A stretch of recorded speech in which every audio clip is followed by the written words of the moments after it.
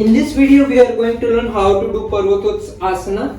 So it's like a reverse plank position, and to do it, you basically sit in Dandasana position, and you rest your toes, extend your legs, and use your arms to lift your hip up, and let your neck fall back.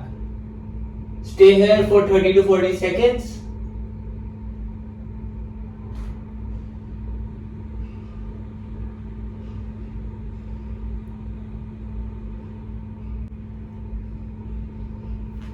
And slowly come back.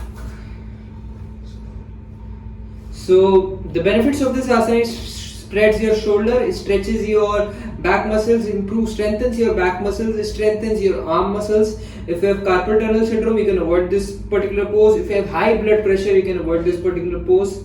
And it also helps improve your foot arch. If you have flat foot, this is the best posture for you.